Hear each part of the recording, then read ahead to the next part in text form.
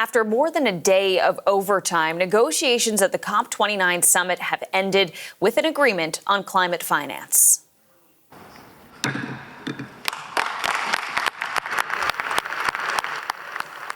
That is the moment the $300 billion a year deal was approved at the summit in Azerbaijan late last night. The deal is meant to help developing countries wean off fossil fuels and adapt to the ravaging effects of climate change. $300 billion is 3 times the amount in the last deal in 2009. But it falls well short of the $1.3 trillion that developing countries had been asking for, causing many to voice their disappointment with the deal. The African group of negotiators slammed it as too little, too late. That sentiment is being echoed by other countries. This is an insult to what the convention says. That the developing country is saying that it's taking the lead with $300 billion till 2035 is a joke.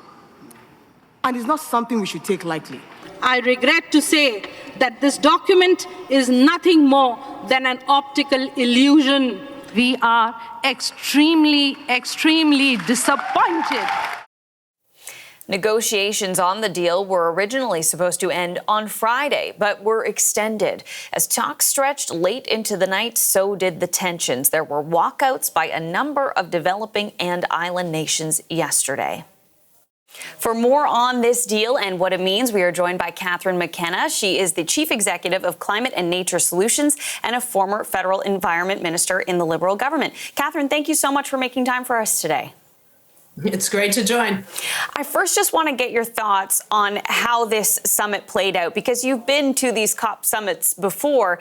This one, it was particularly interesting. An agreement was made, but it was much delayed. There were parties who walked out of the talks. So quite a bit of drama. What do you think of how it all went down? Well, I mean, it's always a bit dramatic at the end of these climate negotiations, but this time it was really contested. So first of all, let's just set the stage.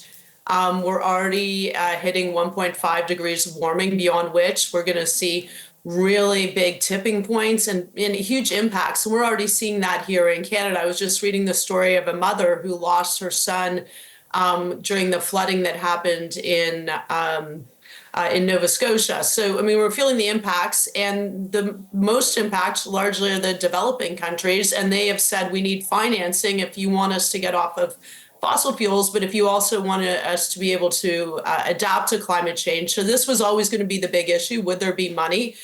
There was an agreement on $300 billion, which is what developed countries need to provide by 2035 per year. But the reality is it's trillions that are needed. So the text also, it said there's a commitment to $1.3 trillion, which is really money from the private sector as well as development banks. I mean, I work in the real world now, and the question is this money going to flow? Because we are not seeing the money flow at scale, even though the money we're talking about is just a fraction of the money that's being used to subsidize fossil fuels, including here in Canada. Are you concerned about the $300 billion getting put towards this, or are you thinking about the other funds from there, perhaps coming from the private sector, like you mentioned, contributing to what's needed here at that $1.3 trillion figure that developing countries say that they need? Well, I mean, the reality is developing countries do need money from governments, national governments, including Canada. It's just there's been this fight. When I was minister, it was over, can we get $100 billion per year? And now we're talking about $300 billion. So the reality is, can governments actually find that money? And then because we need trillions, can we figure out how to leverage, as we say, the private sector? So to bring in government money, but use that money to bring in, to de-risk opportunities, projects, so that you can get the private capital flowing, because that's really the big game.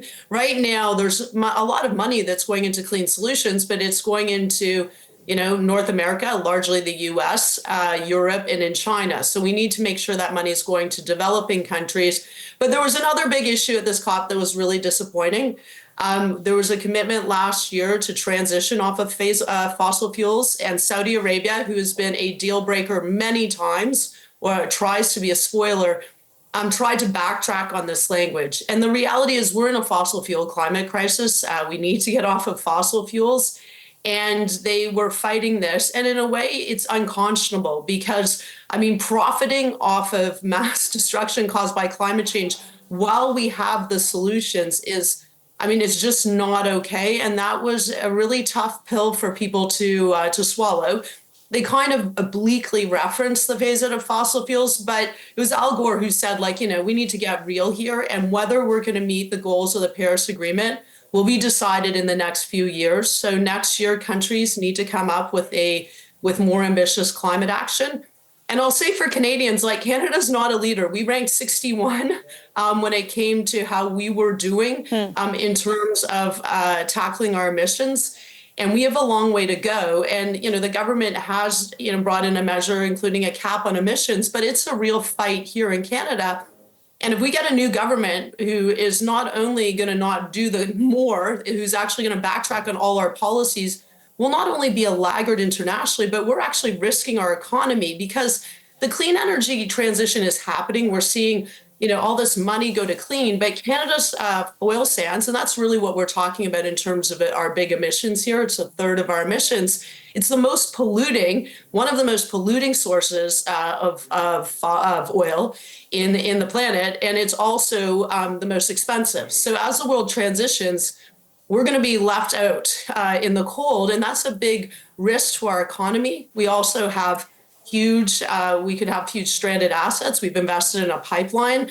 You know, that's a big problem, and also huge tailing ponds that need to be cleaned up. So, look, I think the world is moving forward, but as I say, I'm in the real world now, and we need to see the action, and we need to see governments really stepping up with the private sector to reduce their emissions and scale the money that's needed to go to clean, including in developing countries. Catherine, just very quickly here, but when you talk about leveraging the private sector and trying to get more investment and thinking more globally, not just about North America, how do you incentivize that?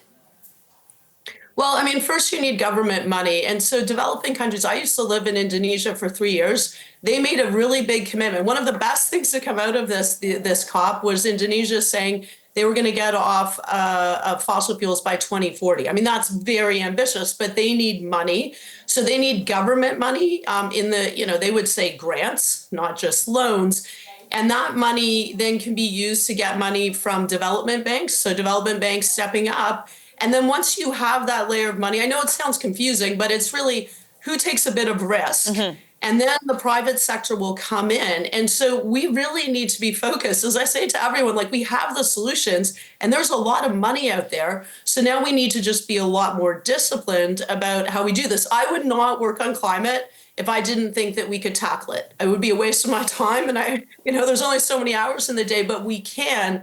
But I work for the UN Secretary General, and he's been very clear, like, we're headed for a climate catastrophe unless folks step up and we figure out how to fund these solutions. And we, really figure out how do we move forward to a cleaner future, which means cleaner air, cleaner water. It means more and better jobs for all. And of course, the most important thing, and this is really why I do it, it means a more sustainable future for our kids. Catherine, really appreciate your perspective on this today. Thank you so much for your time.